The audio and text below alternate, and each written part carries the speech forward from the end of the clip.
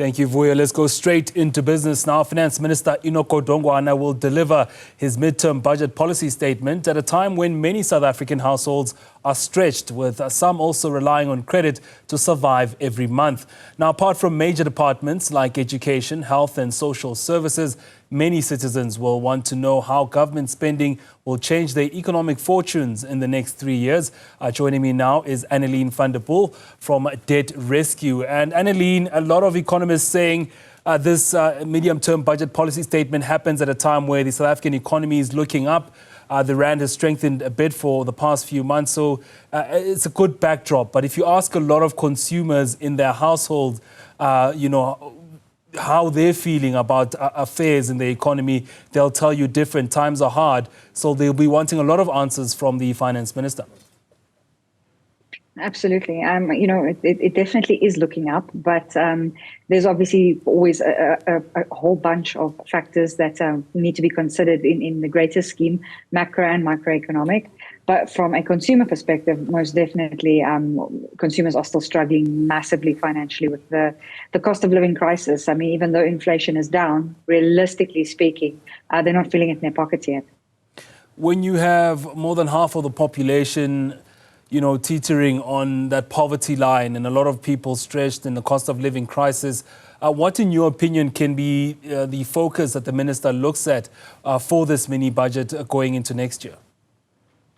Well, I think there's a couple of really critical items that need to be looked at. One of them is obviously we need to get off of this grey listing and make sure that we get ourselves back in a position where we're in a country where people want to, or companies want to invest in, because that's going to create job creation ultimately. And that is what we are seeking so desperately, is we're sitting with massively high unemployment numbers, which is obviously contributing to people living below the poverty line.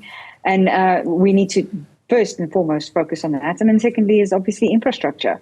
From an investment perspective, again, the country's infrastructure is critical. This includes, making sure that transport lines, etc., are working, so that there is confidence to invest in this country, to help grow our economy and make, create an environment where people can become employed.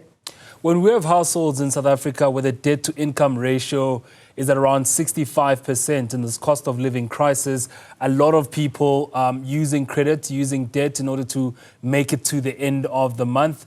What are those key policies they'll be looking out for? I mean, I'm sure it's the unemployed, I'm sure it's the social grants, but on the economic growth front, what can the minister do in order to make sure that things are more favorable? Well, I think, like I said, the most important is make this country, investor friendly. Is really, really critical, because ultimately, for us as consumers, we've seen inflation come down, and we're obviously very thankful for that, because it's got the knock-on effect of having that slight interest rate reduction. We need to see that continues, but again, we have to look at multiple factors that could potentially be affecting that, and how that ultimately then affects consumers, because the two-part system is one of the big concerns right now. How many people have actually taken it up, and how this could potentially again affect inflation, and then again the knock-on effect. Are we going to see interest rate reductions, or are they going to stagnate? We know the Reserve Bank governor is very conservative in keeping his eye on inflation. So absolutely a must that we need to stabilize a lot of things and make sure that the focus remains on that. Well, Debt Rescue put together this note ahead of the medium-term budget policy statement, and you've put food security as one of the top priorities for government. Why is this? What are you seeing in the numbers? Well, what we're seeing in the numbers, I think, is being reflected in the media as well, is the fact that consumers are not seeing the reduction in food prices coming down as quickly as they went up, if they're coming down at all. And we know that there's commissions that are currently investigating the reasons behind this, etc. But realistically speaking, from a consumer perspective, your food basket is, inflation has slowed down, but it doesn't mean inflation that things aren't going up. They're just going up at a slower rate. But we're expecting to see things like the fuel price having come down for 3 months, that because our goods are transported by road, that we'll start seeing that effect in the price of goods we buy. So those are the kind of things that remain concerning, is the cost of living is very high as it is. Add on to that the cost of debt as well. The higher interest rates, the cost of living crisis have left some households now credit card dependent. how do we wean ourselves off those credit cards in order to make sure that, I mean, a lot of us have done the cutting, you know, in terms of the food that we buy. We've left out all the expensive bits and cut the fat.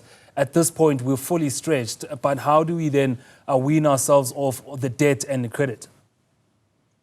Very difficult. I mean, it's completely understandable why consumers are finding themselves in this position, because they are not making it from one payday to the next. They're actually not making it 5 days past a payday without having to incur debt, according to the statistics we've seen come from our major credit providers.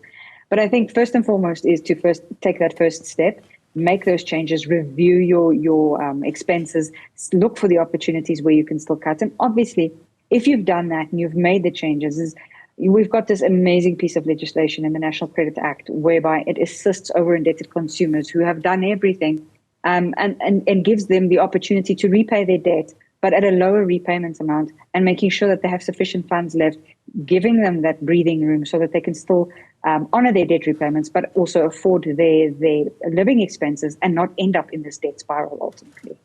Annaline, thank you for your time this afternoon. Annaline van der Poel from Debt Rescue there.